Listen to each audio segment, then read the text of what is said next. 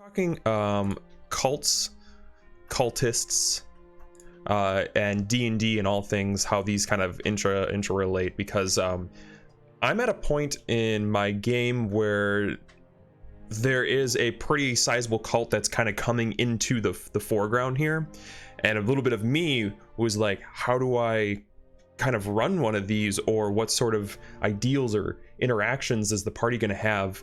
And I really needed to come to a point where the world is autonomous and I just need to know how it runs, kind of like it's flowing through me, so I don't have to exactly coordinate what specific people will be saying, but more so just know the motives and operations behind the cult. So that way, when the interaction with the party or the world does come into play, all I have to do is know. And then everything will just kind of go with what the flow is. So I decided to put a little bit of research into cults. They're cool. I mean, it's interesting stuff to study, especially when you get in like the psychology of everything behind there. So I was kind of excited about this, but also like, oh, these are atrocities of what these people have done. These are terrible, terrible things. So we got to strike that balance. This is no way me endorsing solid behavior in cults, or that I think that cult behavior is smart. This is purely fictional. This is purely my imagination, and everything that I am talking about here is not my manifesto.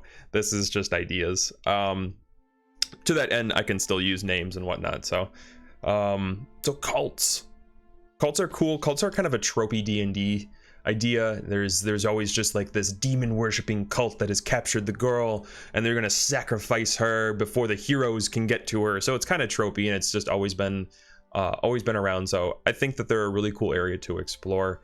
And you can almost, at least like the way I did it, is you can always just say it's a cult, and people will just populate the ideas in their mind. They oh no, it's dark, it's evil, it's sinister, there's probably voodoo or black magic involved.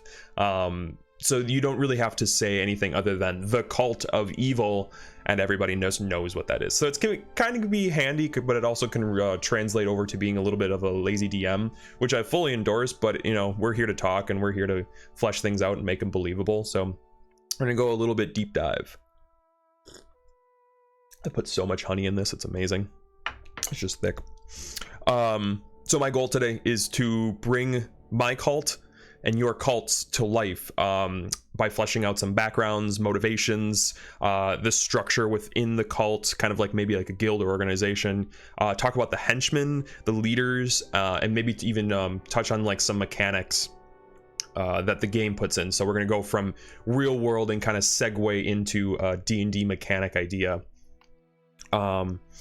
So first of all, we have to ask ourselves, what is a cult?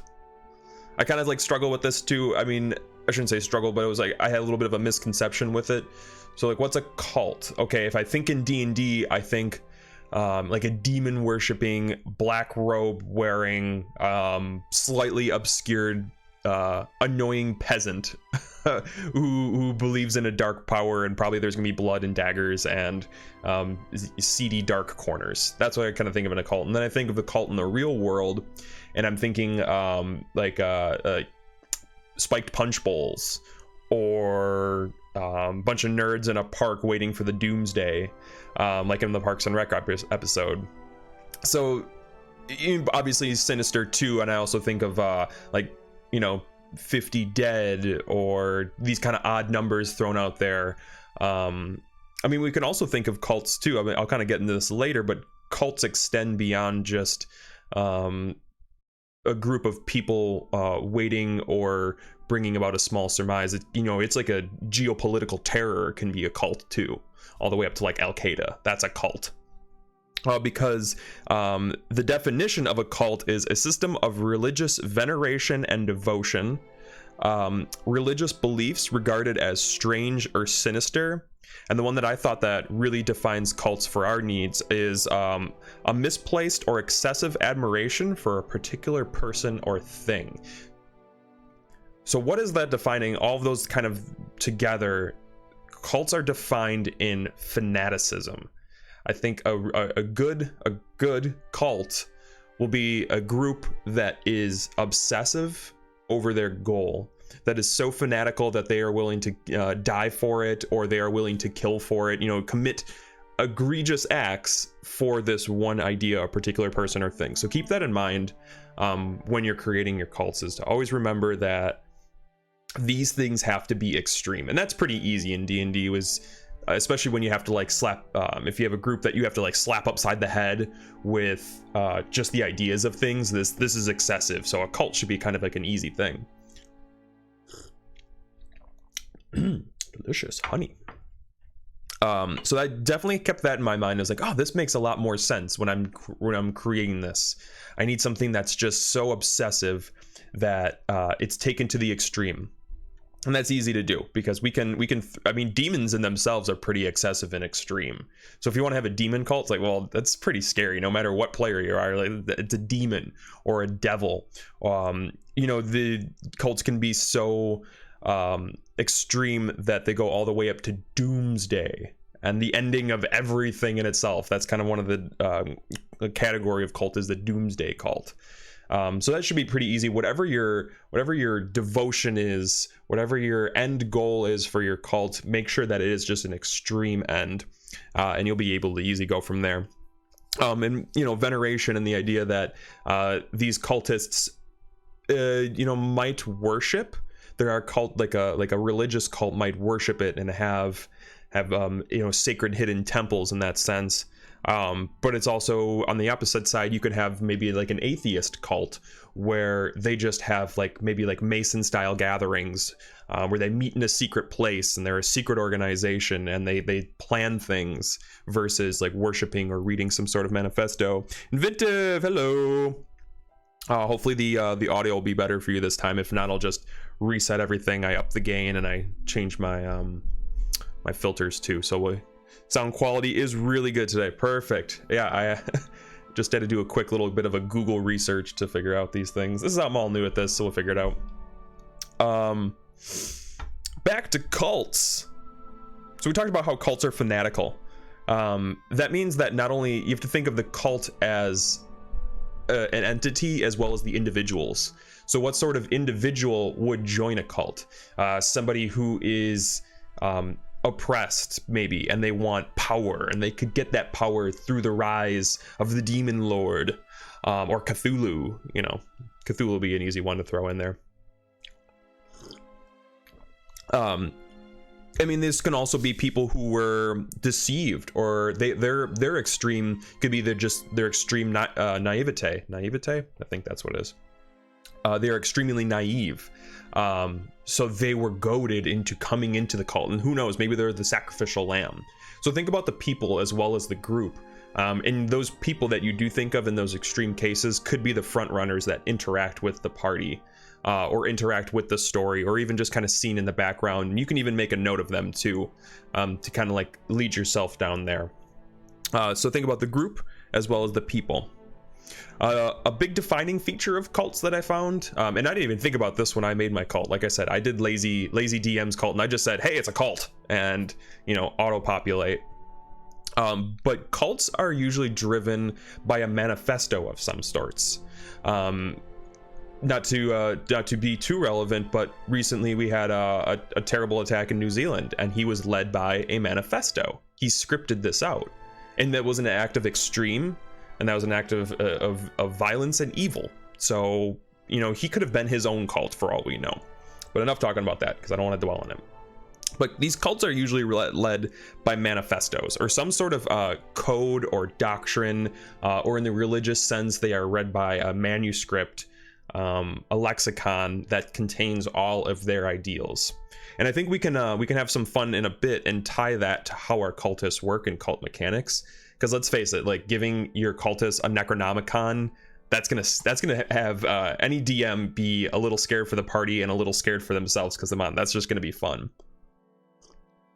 So we can think about that too. And that can be alluded to in a really cool way.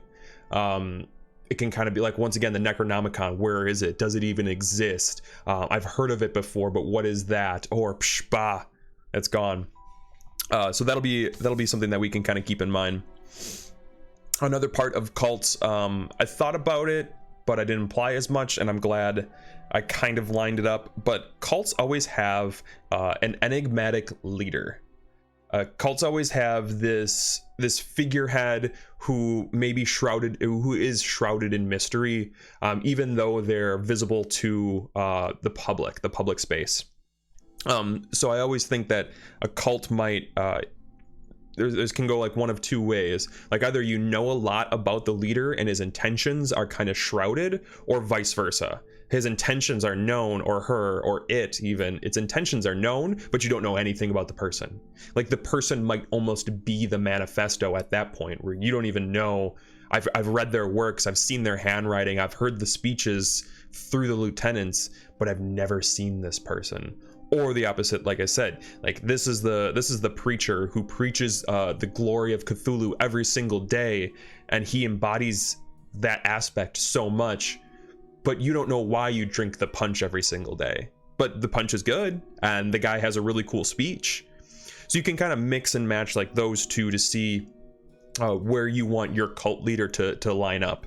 Not saying that it has to be one or the other, but I think that you can really have some fun toying with what you or your players know and what you reveal to them through just that little bit of a stint. This is so delicious. I just kind of keep going for it. Another aspect or defining feature of a cult that I found was the manipulated masses. So from a DM's perspective, these are the cultists that your party cuts down and slews. These are the stormtroopers. Or at very low levels, these are the initial antagonists that they see. Because it's going to be just the lowly cults and the angry people who are just about to commit the grievous act or steal the goods or whatever have you. But there's usually like a group of manipulated masses, and this is the majority of what you're going to see in game. Outside of game, this is like sadly this is like the 50 people dead, you know. It's like the masses that were just the ones who felt the evil end of the stick, whereas the enigmatic leader might not have died. Not to say that is always the case, but I always find the masses are what you're going to see and deal with the most, and that's what we might design. In fact, on the screen here you should even be seeing like a cultist. Like this is there was only 2 entries into the monster manual as far as cults go, so I think that's where we can have like a lot of liberties to create our own cultists or customize them, and this will be a fun showcase on how to do that too. But what you see in front of you, this is the manipulated mass of all cultists within 5e. So now we've kind of discussed the defining features of a cult. Let's talk about the different categories of cults. Let's just keep going. I hope I don't get like striked for this or like flagged for anything, because I mean I work in a school, so during my lunch break when I'm doing a research, I'm obviously looking up like cults and cult definitions. So I hope that the firewall or the moderator doesn't come in here and be like, can you just explain to me what's going on? Just explain. But so the different kind of categories of cults I found.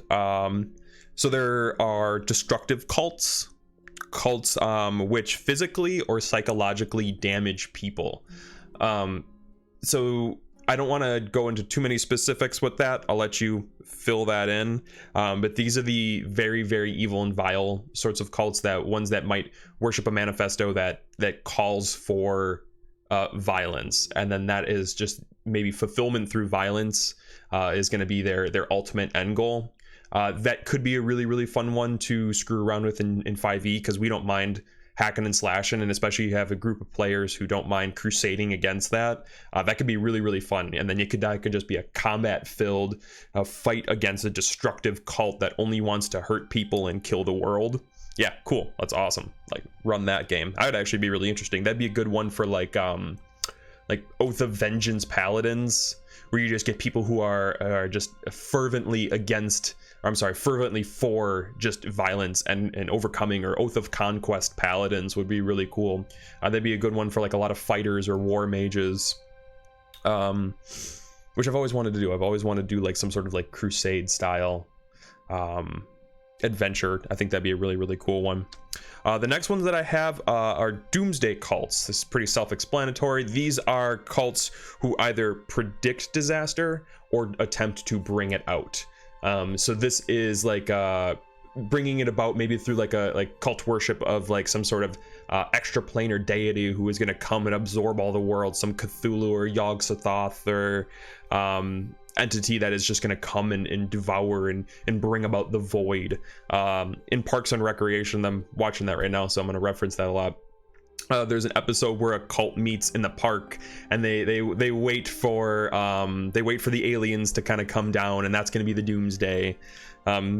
Or they predict the disaster. We've seen this so many times. I mean, Y2K, that was a cult. What did we just have? We had the Mayan calendar or whatever. So like the doomsday cults that are existing nowadays too can even they're almost meme worthy. Y2K is so meme worthy. So that can be fun in D&D too. Obviously that's a race against the clock. That's very important for a D&D game, is to keep that pace going. Otherwise you get the Skyrim syndrome where there's the main quest and then you go and do all the side quests like I did before, and then be level 40, 50 before you even attempt to go to High Hrothgar. It happens. So if you're going to do that, make sure that the doomsday has some sort of countdown to the end of the world. Very Mordenkainen's has a bunch of good stuff about cults. Page 18 through 20 has a bunch of diabolic cults, and page 34 has a tables for fiendish cults. Oh, look at that! Shows how much I read. Question. Oh, Onion. Question. If a cult is a cult for violence, how would the propaganda between cultists work? I think that's a really cool question, because we can display that in a couple different ways. Make sure that your party and your players are comfortable with that kind of stuff. I'm always going to say that. But if they're cool, like I have a really cool open group. So, I mean, like I even asked them, like, is there anything that you guys don't want to see? And they're all probably like, last days, they're like, we get it, as long as it makes contextual sense. So I think in a violence cult, you might see people who showcase like scars as exhibits of the feats that they have accomplished. So you could see people maybe with like facial markings that show that they've endured so much pain and that they still live, and that they become the physical embodiment of pain itself. So I think you could reference things like in Magic, I believe like the cult of Rakdos, that is a lot of like there's a lot of sadistic things going on in there, and you see lots of like spikes and hooks and claws. So you could even see that maybe in the armor of your people. You could see that oh, they have like, he has 13 hooks on the back of it, on the back of him, or his daggers have 13 blades or spikes. You could kind of like show just the more visceral nature of them through their armor and through their adornments and through their people. I hope that helps. I mean, the idea is to just give you a launch pad. Otherwise, just referencing kind of like MTG art, or just looking for like sadistic art, fantasy sadistic art. Make sure you put any of your D&D searches. I always preference them with fantasy, just to make sure that I don't get some really sadistic images. And once again, don't get blocked or anything like that. So yeah, but cool. I'm gonna definitely check into that Mordenkainen's. That's one I've never dove in the front of, because I always just went to the monster blocks and the pictures, because that's the kind of DM I am. Past doomsday cults we have, absolutely awesome. You're welcome. Absolutely, like political cults. We see this a lot, especially nowadays in our very divisive politics. You see like the alt left and the alt right. So that's going to be like your political cults, your Ku Klux Klans, your Black Panthers. These are the cults who either they have interest in political action or ideology, and how they exemplify that is up to them. Once again, they can kind of harken around to anything. Awesome, Onion, thanks for the follow, man. Appreciate it. So destructive cults, they could embody like a destructive cult, and they could end up killing people because of their political ideology, or they could harken a doomsday cult, and they can go into like a political setting and say that the end is coming about and only our faction can save you. So they can kind of work through like that. Excuse me. So yeah, political cults, Kind of fun. Once again, that's going to be a little bit more of a game exclusive. I think if your party wants to run a political game, that'd be kind of like a cool either antagonist or just kind of like maybe like a fun thing to do off the side while they're not sitting in the group in like the hall talking about the politics. I could be dealing with that. Next up, racist cults. Pretty easy to define in that sense. That's the cult that thinks that their race is superior to other races, and we can have so much fun in D&D with that because there's a bevy of races. So that should be pretty easy to define. Once again, same with the political cults. Just take that ideology that their race is superior and kind of insert what that race might do. You know, if they're a hobgoblin racist cult, they're gonna think that the war and the tactics that the hobgoblins exemplify is superior to everybody else's, and once again they might stage like a crusade against all races and just prove their martial superiority. You could kind of see things like maybe like lizard folk. They might have like a racist cult of lizard folk druids that want to retake over the wilds. So they're going to be spreading out this infectious kind of disease just to take back the people who aren't strong enough. That'll be the lizard folk racist cult. Last one I wanted to touch on, terrorist cults. Terrorist cults, like I kind of mentioned before, are going to be like your Al-Qaeda. So these kind of have a little bit of a hybrid. They are more of like a political military endeavor.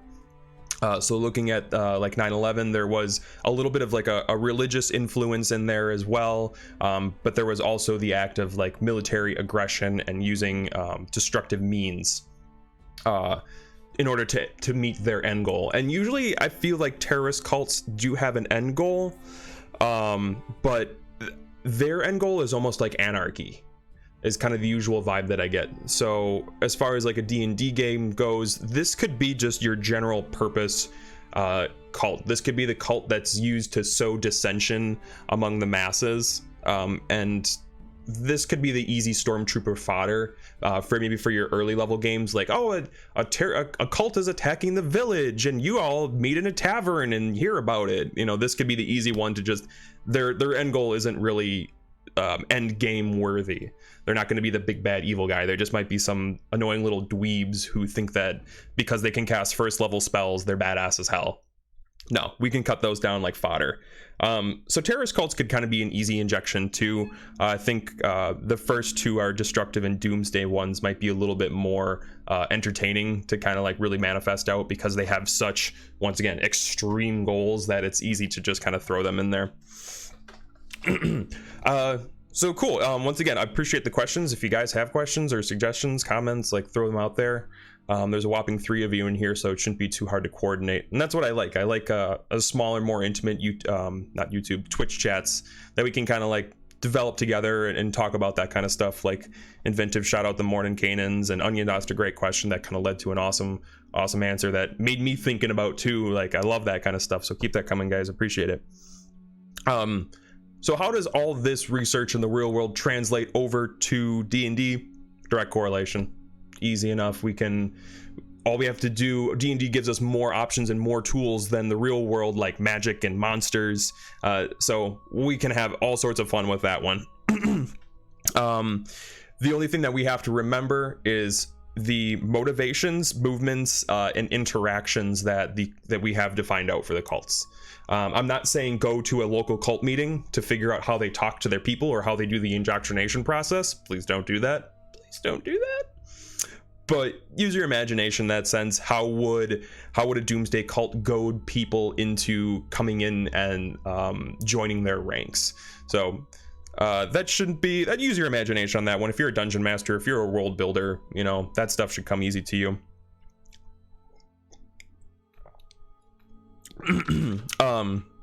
To that end, I think the big thing that I want to use with my cults is more monsters, because having pulled up here, like here's a base cultist. It's a humanoid, leather armor, probably wearing a big cloak. I'm pretty sure that even the monster manual shows the man like wearing a cloak with like a hooked dagger, and he's got this sinister face on it, so it is very cliche. So something that I would really like to do and flesh out is the monsters that cults use. Because, you know, like, let's say, let's go back to the demon cult, or they're trying to get the demon lord in. Maybe he graces them with like lesser demons as either lieutenants or even like pets. I can see some sort of like maybe like warg coming in, and that some of the elite cultists ride on a warg into battle. So you could kind of see that defining feature there. Pardon me. In addition, maybe some of the cultists themselves are monsters. As far as the demonic cult, on the opposite of that would be like a devilish cult. Maybe some of the lesser devils have come into the material plane, and that they are the cultists themselves, and they're sort of seeding that infection and that infernal law around. So we can screw around that kind of stuff. And cultists don't always have to be just the same generic human. I've tried to spice that up, but it's once again, I was a little bit of a lazy DM with my cultists, so I want to flesh those out a little bit more. Plus, it's easy to always just say the cultists have his hood up and you don't even know what race it is. So a little cheat for you if you haven't fully fleshed out your cultists. Just say they always wearing their hoods, and then when you pull it back, you can just say it was a lizard folk. That's a fun little thing. I always kind of do that too. If you ever don't want to reveal it, or you haven't finished thinking about it, just obscure it. You can't see it right now. Maybe your perception, even though you rolled a 32, wasn't high enough. Sorry, not really thinking. So going from there, these are just like your standard, you know, this is once again a human. I'll go from there. Sorry, I'm a little sporadic. I'm fully caffeinated, so I get a little giddy about these things. Down here, this is the cult fanatic. This is the CR2 as far as cultists go, which, I mean, even saying yeah, CR2, and I think this one's a CR like eighth. Okay. So we really don't get too much fleshed out in there until I'll have to check out the Mordenkainens and what CRs those are. But they always assume that cults are going to be lower. So it's up to us as dungeon masters to flesh out the higher ranks. I think next tier, so the fanatic might be like a little bit of like a paltry leader, maybe just somebody who was granted a modicum of power within there, because they are a 4th level spellcaster. Cool. I mean, they get hold person and spiritual weapon. So those are fairly strong. I mean, inflict wounds is 3d8 at level 1, 4d8 at level 2. So I mean, these guys are fairly strong, but I think with, you know, an AC 13 and 33 hit points, you know, they can get 1 or 2 or even 3 shotted pretty quickly here. So it's up to us to really make sure to flesh out the higher ranks of the cults. So I always see that there's maybe these are the dregs, these are the manipulated masses. And after that, there's going to be some sort of like a lieutenant or somebody who's in charge of maybe more local operations, while the larger leader, the enigmatic leader, sits in their dark lair and plots and plans. So going up from there, I mean, all we really have to do to these guys is maybe take this base. If we really want to flesh them out, we can give them some like saving throws, I think, because none of these guys have saving throws. So we could say that their proficiency in, you know, wisdom or intelligence saving throws, or I would say charisma would be a good one, because these are people who are extreme, so their personalities are probably a lot more extreme. So perhaps giving a lieutenant proficiency in charisma saving throws would kind of symbolize that they're becoming a stronger person. You can stack them too, charisma and wisdom, both of them. I mean, even if they got +2 or +3, they're still only sitting at a 3 and a 4, so it's not terribly too much, but it can symbolize a little bit of power and can be kind of scary when you're around, like, you know, level 3 or level 4. These things can be a little bit scarier.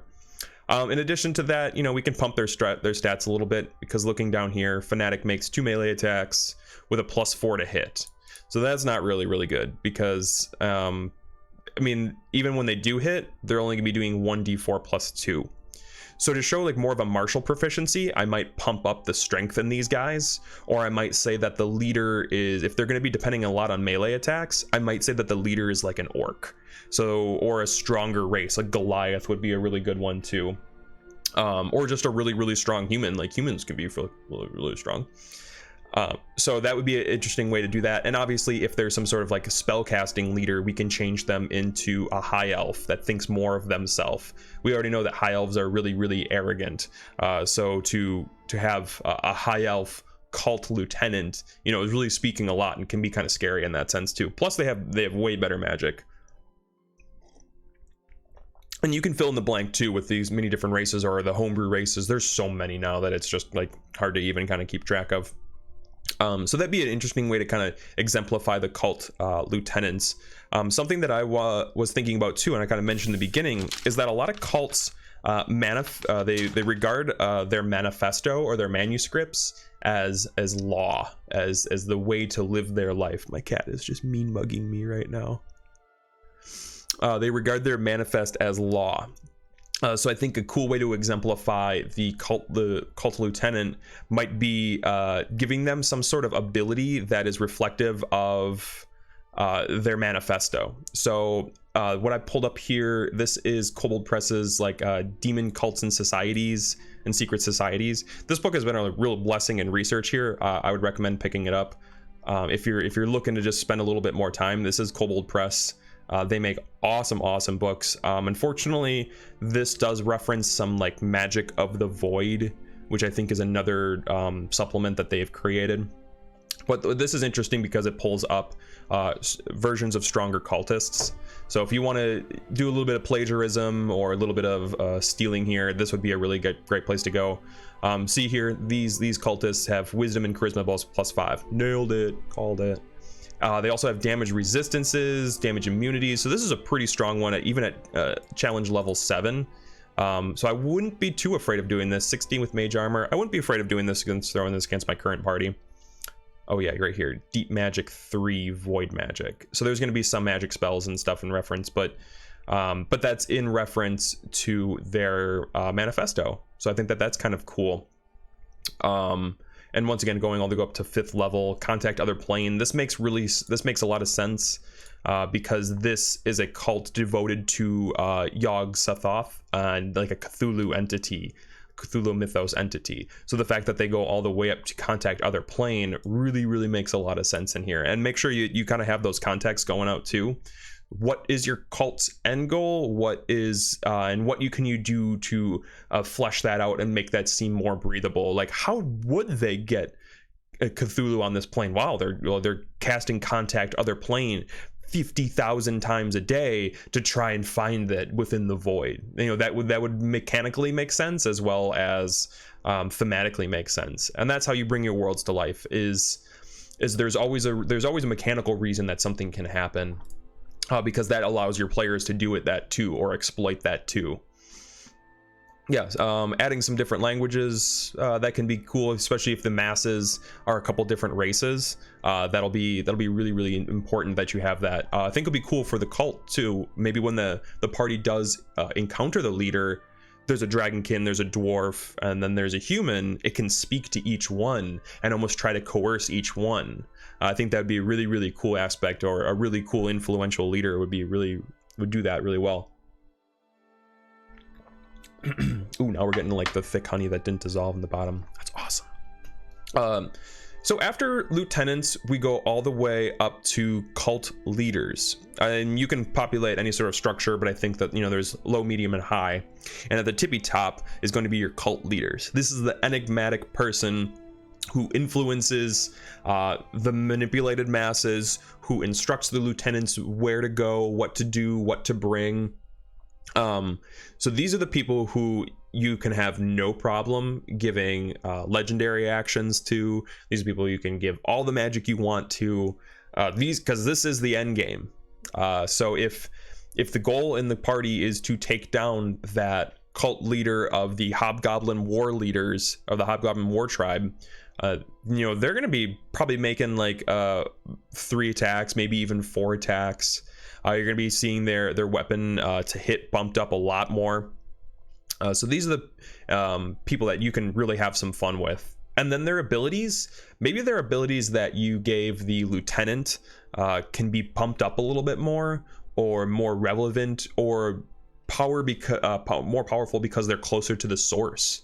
Maybe they always carry the demon lexicon on them, so they can open it up and read straight from it. So that'd be a really cool way to kind of get in some tactics there. And as far as you can throw them on recharges. I don't know, honestly, I just started that sentence and I did not know where I was going with it.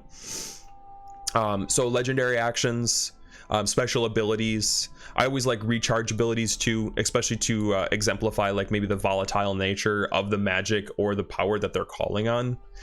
It might not always work. I mean, they haven't been able to summon Cthulhu yet, or summon the Doomsday yet. So maybe that power is just so volatile and not really designed for them. So the recharge system could be really kind of cool with that one. So that's what I would say to do mechanically with those. And then, I mean, as far as obscuring the leader, we kind of talked about that before too. The leader is gonna stay safe because they want their cult to always live. Masters of Minions is another really cool one that might really be good for cult gameplay. But I don't know why it does this. This is really annoying. But also, so the way I see the leaders is always kind of staying safe, and then they're going to throw the masses and the hordes before them in a mindless sense, then command their lieutenants to stay safe, and lead those masses too. So this is where you can also have fun with layers and layer actions, giving your cult leader access to special magic or abilities because they stay within their dark den. And that can be creative. A lot of times there's just examples right within the Dungeon Master's Guide or the Monster Manual. Just feel free to rip those. A lot of times an easy one is either they make a free attack, they cast a free spell, they get unobstructed or free movement within their lair. So those can be easy ones, but you could even have more sinister ones too, like perhaps there is the dark portal that is the getting ready to destroy the world, and it's powering up behind him. So on initiative count 20 within there, everybody might have to make a constitution saving throw against being pulled towards the void. So you can have them not even have layer actions, but just on 20 the layer is working against them. I think that'd be a really fun one, because you're not really going to encounter the cult leader out in the streets.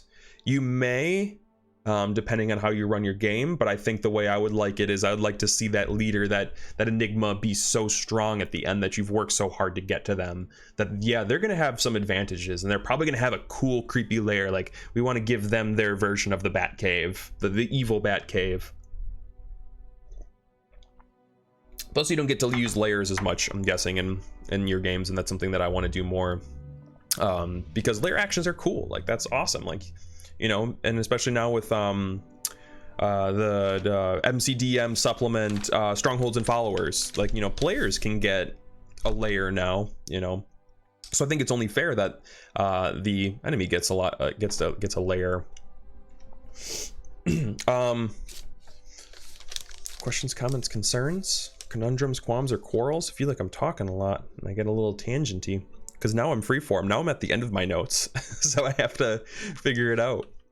I had the intentions of perhaps creating more fleshed out cults and the members of them, so that way I can give them to you guys. Once I figure out Photoshop better, I'd love to take these and then throw them into Photoshop and then throw them in a PDF form, so I could, you know, you guys can use the things that we create in World Builder Wednesdays. That's definitely the end goal. I just have to figure out where all that stuff is hidden within my drive, because I'm pretty sure that I have like all of the backgrounds and like the specific fonts that a lot of these third-party supplements use, especially for like DM's Guild. So I'll have to figure that out, and I'd love to make some stuff. So if you're feeling a little bit lazy yourself, you can just kind of grab those cultists and then use them yourself. And the same with like a cities or anything else that we design here. I'll be more than willing to get that stuff out to you guys once I've just figured out how. I got to stay a little bit more focused. This weekend was a little bit of a blur. I played way too much of the Division 2 and way too much Star Citizen. I got a little amped, so I'm like, okay, gotta bring it back. We gotta work.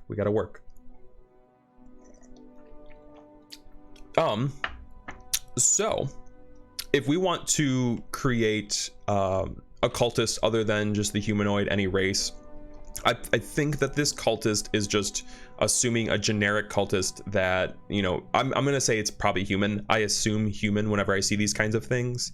And then I think for me as a DM, it's up to me to kind of flesh those out as far as like what would a dwarf cultist look like and use, what would an elf, what would a lizard folk, what would a tabaxi cultist used in those senses. So I would definitely look at like their proficiencies and whatnot. And that's, I think, the best way to kind of to change these guys and make them feel a little bit more distinct. On top of that too, so I think I'm actually going to, whoa, crazy. So we're going to say like short sword 5e. So this would be another way too. I know it's boring. So I think this is actually the same. Yeah, so just changing up their weapons would be an easy one to do too.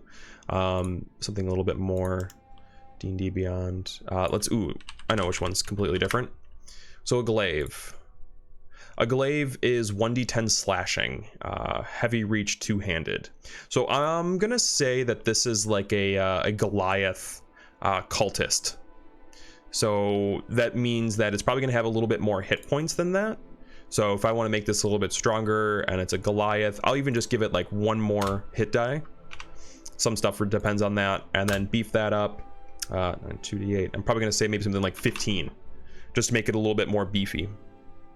Goliaths are also going to operate a little bit heavy or a little bit stronger, and I believe heavy requires them to have. I thought heavy had a strength requirement, but I guess it doesn't. So we're just gonna go. So I'm gonna say that maybe this thing has a strength of 14, giving it a +2. Okay, so now it's stronger. Its to hit goes up, and this goes up to +2. Okay, so this is looking a little bit different. We gotta change that, and it's 1d10 if I'm correct back on the glaive. 1d10 slashing. Okay, so this thing's looking a little bit more beefy. I think he's gonna have a higher constitution too, so even just going up to a 12 +1, I mean, that's giving him some access to like some saving throws. Constitution is pretty important too. And as far as his charisma, if he's a Goliath, you know, it's going to be very strong and determined too. So that's obviously going to reflect. So, I mean, just simply going from +10 to maybe 13 or something like that. I'm saying +1. Just don't want to give him too many pluses if we're trying to keep him relative and a low level. But even just a partial charisma saving throw is going to be kind of smart on that end. Challenge, I don't change those things. Languages can come into play once again too, but I think that's going to be largely dependent on what you what area and what faction and sort of organization you're kind of going for. So you can change the languages as will, but simply some buffs here. 30 feet, boom, he's got some hit points. Leather armor, I think I'll keep that too. His dex is at a +1. So I mean, if you really want to change that, I think a great way to change armor class for anybody is to just change it from leather armor to natural armor. You'll see that a lot in things, and it's like, okay, it's defined as like maybe their chitinous shell or just their hardy resilience. Because it's so rooted in fantasy, we can just kind of like put natural armor on there and assume that it's just like a stronger, tougher character, that is just overall hard to hit, or maybe they're just really sly and dexterous. So I would see this cultist, if he's a Goliath too, the Dark Devotion, advantage on saving throws against being charmed or frightened, because he's so zealous in his one commitment that makes perfect sense to say. And we change this, and now he's got a glaive. So he's got this fearsome, he's this fearsome big guy with a two-handed weapon, so he might be in the front. He's definitely going to be escorting he's the one guy that signed up, and it's like, okay, you're just automatically on guard detail because of how big you are.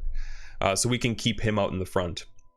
And that's just a simple way to kind of beef some stuff up. If I'm going to modify monsters, this is exactly what I do. I just pump up a little bit of stuff, maybe give them a little bit more advantage on whatever, on spells against them, bump up their hit points, and bump up their armor class.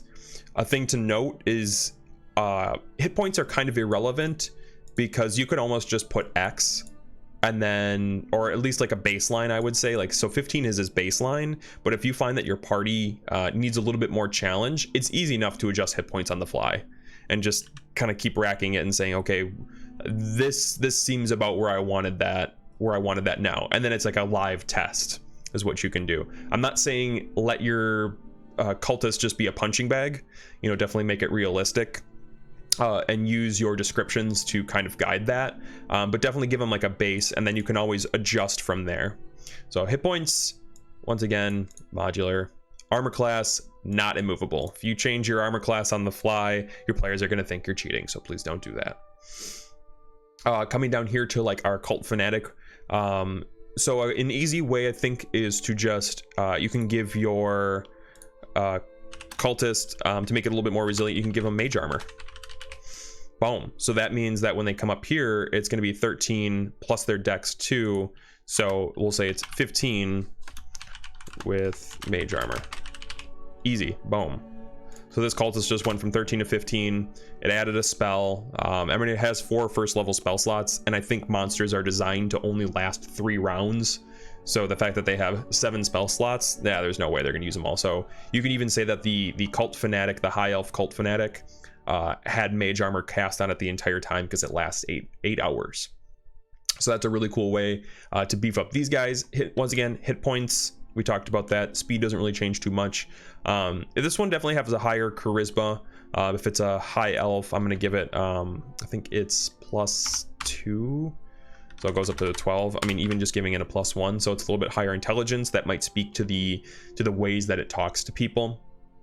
Use these as a guideline too. How would the high elf cult fanatic talk to the players? It does have a higher intelligence and a really high charisma score. So this thing not only believes in the cult, but it also knows the ins and outs of the cult and the world around it too. And especially even having a higher wisdom score, these are the ones that you have to fear. These are the ones that are going to be talking and manipulating people outside of the lieutenant and the leader. These are the ones you might see in the coffee shop, just subtly dropping hints about that one, or sowing a little bit of ideals about.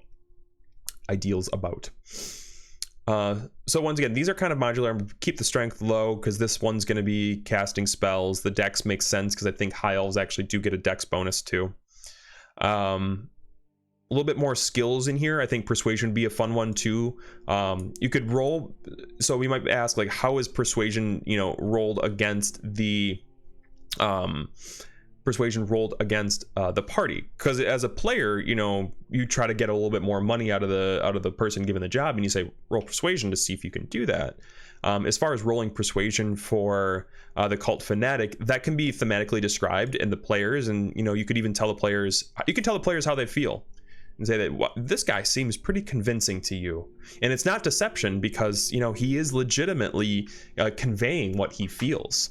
Now if he were lying and saying that they're not going to get sacrificed to the thing in the well, obviously deception. But I always enjoy telling players their emotional reactions to things. Not all the time, but I can say that you feel scared in this moment because it is so overwhelming. You feel a little bit persuaded, like this does seem kind of like a good idea, but letting them handle their reaction outside of that. These ones also make me more perceptive, especially being the high elf. They have to kind of pick out people in the crowd and then know when to talk or know when to engage people, martially as well as vocally. Languages, we talked about that. CR2, really whatever to me. I do milestone leveling, so that's why I really don't go on like XP or challenge ratings. I feel like it's a little bit easier to manage, so I like that. Dark Devotion, definitely going to keep that. Spellcasting, 4th level spellcaster, once again 7 spell slots, so they got mage armor, and you can outfit this and class this up with pardon me, with the theme of your cult. So you might have a cultist who's going to be doing stuff like, I think suggestion is a really cool spell for cultists, along with like command. Like I think that's a really cool and on theme spell for them. So definitely kind of keep those, or look more in like charisma based spells in that sense, that might be changing and manipulating the party. Or if they are more of like a martial, a zealous, destructive cult, obviously give them more like paladin spell lists, and change that about to give them stuff like bless or like crusader's mantle. I think a really cool one would be compelled duel. compelled duel forces the enemy to engage with only you, otherwise they have disadvantage on everything else. So that's cool manipulation, but it's also cool like battle tactics. So if you theme your spells around your cults, these are just, you know, good baseline ones. Command was a good choice. Hold person I think is awesome because cultists aren't very strong, so it takes somebody out of the fight and definitely evens things up. I know when I use cultists against my party, I don't think my barbarian got a hit in because they were just hold person, because it's like you're big and you're scary and they're small, they're afraid of you, hold person. Spiritual weapon is another easy one. I think this would be the one that I would switch out in second level. I would probably switch out spiritual weapon for something a little bit more on theme and then keep that. Shield of faith, you know, shield of faith you always think in like a divine sense, but you know, maybe the harbinger of doom has its own version of this power. Inflict wounds makes sense. Thaumaturgy, awesome. Light, you know, depending on the level of evil within the cult, they can reflect their light spell, or if they don't have light, maybe they just like to operate in the darkness. Definitely theme that one as you see fit. And then changing things here down here too. Dagger and a dagger ranged. I mean, if these guys are casting spells, there's no reason that they should be even throwing daggers at that sense too. So if I'm going to make this a lieutenant, I'll probably come back over here, and then the same idea, bump things up, give them skills or saving throws, and then basically I would say take this shell that I just created and then change it as you see fit to your cult, and then upgrade it. So saving throws, different resistances, a picture, of course, and then go from there. And as far as the leader goes, we already kind of talked about those ones. I almost might go ground up if I'm creating a mechanical leader. I might go ground up and say, I almost might probably I would take a character sheet and then just make them a character sheet and give them the same powers that the party has, and then just augment that there and give them special abilities from there too. You can omit or add as you see fit. You can stitch together two classes. I think that might be a cool idea too. Maybe take like the paladin's devotion and then maybe like a warlock's special abilities from like the great old one, and then just inject those two together. Boom, you have a dark eldritch paladin who is leading a cult, and I think that would be cool. And then give them the mechanics that you see fit to use from the manifesto. Whether that be some sort of homebrew magic. So like one of these ones that I thought like idea, in fevered dreams, the Kabbalist knows the gaze of the black goat. After each long rest, the black goat Kabbalist choose 2 spells from the wizard or warlock spell list. The spells can be cantrips of first level or a combination. The Kabbalist can cast those spells at will and innately, requiring only verbal components. So cool, they read the manifesto, they gain these dark powers, they can cast the spells. So that would be a really cool kind of high-end things. Like how is this just standard, you know, human, from what I know, able to cast these higher level spells, or even just put out all these spells? It's like, well, because they have the dark powers, duh. I thought of one was really cool. I think the speaker, yes. So this kind of turns any sort of cultist into like a pseudo bard. The speaker can hear the maddening and tuneless bleating of the black goat herself. At any time, the speaker can choose to listen to this music, which drowns out all their sound and most other sensory input. They are immune to being charmed and have advantage on saving throws against illusions and ability checks to detect them. So individually, you can make that happen, but maybe you could make a cultist like in a bard sense, where when they play this, these people go from having advantage on charmed and saving to automatically just succeeding on them. So definitely take inspirations from classes that are playable within the game, and then boom, make them into full formed like cult people, because, you know, as far as the game is concerned, you are pretty much just the same as anybody else in the world. You just can cast higher level spells and are pretty much predetermined to win by plot armor. So have some fun with that one too. Plus, you know, it's always nice to roll sneak attack on your players, let's be honest, or roll stunning strike on them. Like, you guys have been doing it to me, like, you know, for the past 2 years. It's your turn now. And that's how I think I would create a cult. And then to wrap it all up, like, this is the ideas that these are out here, and these themes are present, and we talked about them. So make sure that when you interact with your party, that they they understand the cult's motivations, whether you've put them in front of them or just have been alluding to them. I think that that's really important for a cult, is that you make known their intentions in any way possible, and then that's just going to guide you as a DM into understanding how they interact and what sort of evil that they're going to sow when the party's not looking. And that it's just easy. It's kind of nice, like background processing for you. So always, you don't have to reference your notes every single time to see what this person says or that person says. You just kind of know. And that's going to be the key to being a good DM, is just pretending that you know what's always going on. Because that's what half of what this is. So I wrote this up because I'm at a point where I need to know how the cult that I'm operating in game is just going to react. Because this week, I'm not gonna lie, is gonna be hard for prep, because I don't know what's gonna happen. So I'm just gonna kind of keep it free form, kind of keep it centralized on what I think that the story thus far has led us to, and gonna go from there and trust my improv skills on here. But this definitely helped.